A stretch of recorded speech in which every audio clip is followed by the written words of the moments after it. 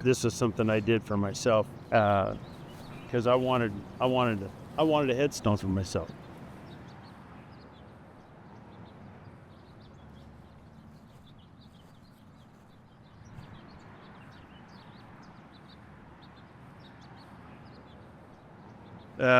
One of these days, I'm going to need space to bury my family.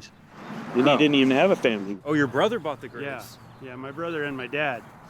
But, you think about then, 17 years old, how many 17-year-old guys do you guys know that think about buying their grave space for their future use for their family to come?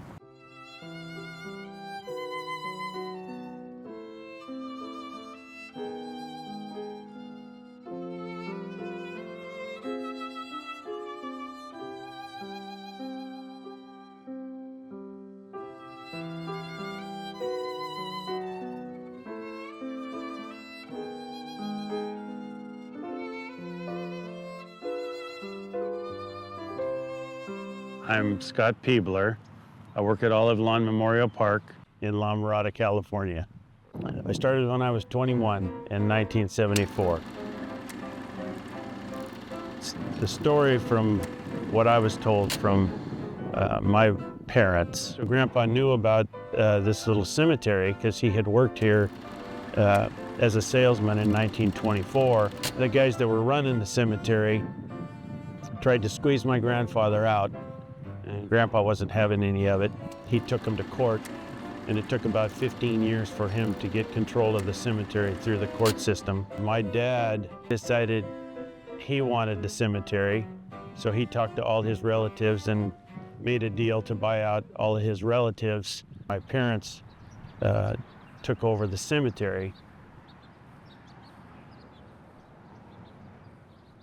And at that time, I was running a gas station in Santa Ana, and my mom called me up and she said, your dad needs your help.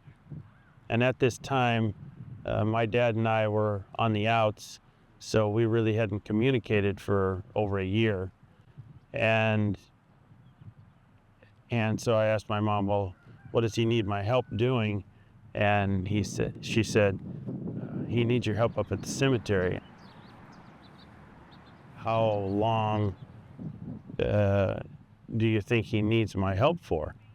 And she says, probably 3 or 4 months. That 3 or 4 months ended up into being 50 years.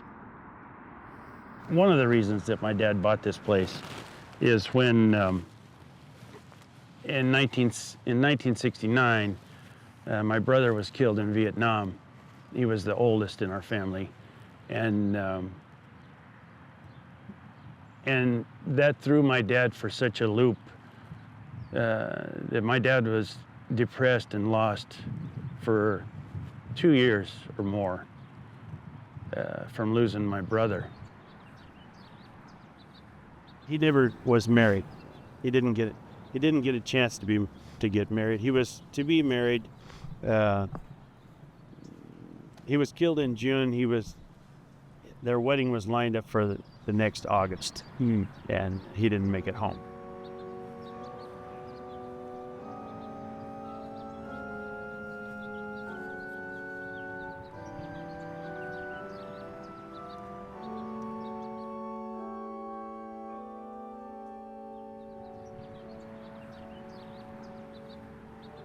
So when I first came here, I had a lot of compassion for the people that lost loved ones, because we had lost my brother just a few years before.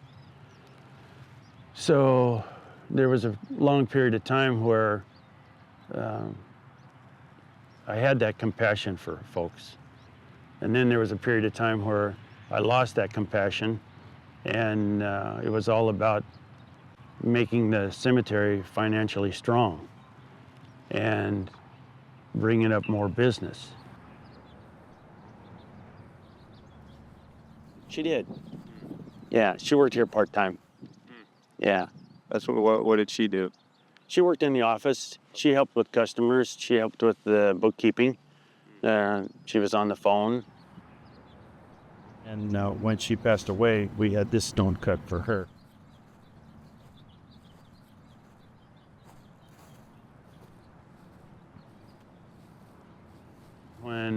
I lost my wife, I got that all that compassion came back again.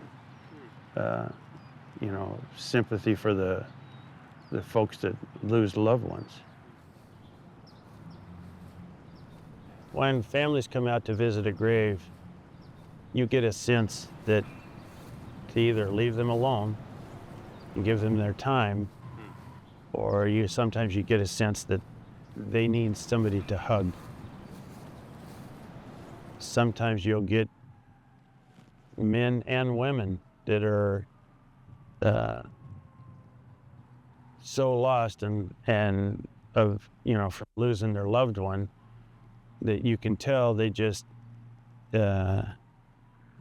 need somebody to talk to, or they need a hug, or somebody just to listen to them.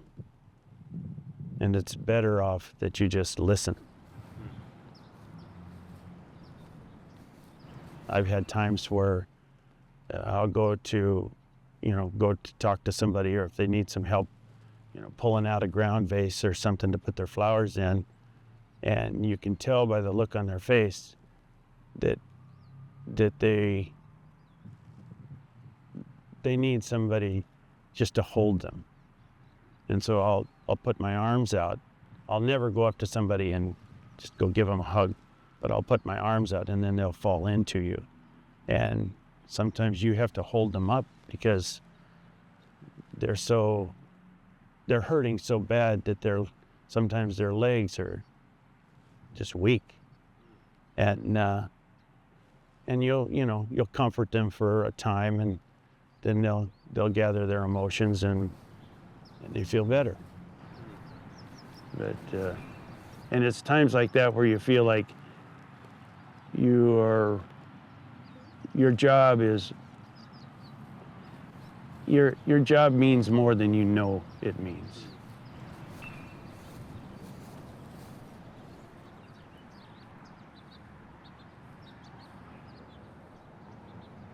There's a lot of times where you don't get thanked for what you're doing, but then when you do get thanked those few times, it's very heartfelt.